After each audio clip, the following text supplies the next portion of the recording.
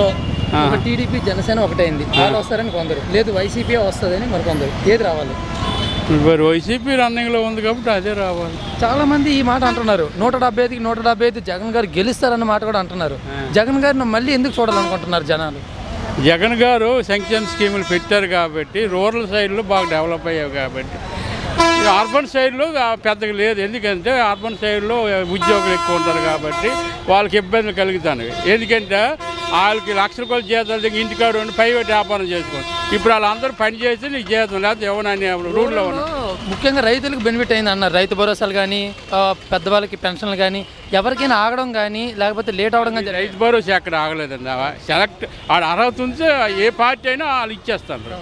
Government ఈ రోజు అలా సెలెక్ట్ అయిన తెలియదేం మనిషి అని లేదు, అర్హత ఉంది ఇచ్చారు. గత గవర్నమెంట్లో కొంతమంది రాలేదని ఉంది, పెన్షన్లు కొన్ని ఆగిపోయాను ఉన్నాయి. ఈ గవర్నమెంట్లో ఎలాగైనా అయ్యాయి.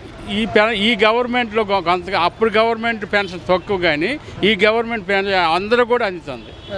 ఒక్కొక్క ఇంటికి 5 ఉన్నాయి. ఏ మేలు జరిగితేనే నాకు ఓటేయండి లేకపోతే వద్దని సీఎం గారు అంతలా చెప్పడం. సీఎం వ్యక్తి నాకు ఓటేయ అంటే నాకే ఓటేయండి, వైసీపీకి ఓటేయండి అని అనట్లేదు. మేలు జరిగితే ఓటేయండి. గ్రౌండ్ వర్క్ ఉందండి. అంతలా ఏంటి సీఎంకి గ్రౌండ్ వర్క్ ఉంది. ఎందుకంటే నేను 93% ప్రజలకి దగ్గర అయినాను, నా వాళ్ళు తిన్నారు, వాళ్ళు చాలేదు, వాళ్ళు వేసి చాలదేంటి.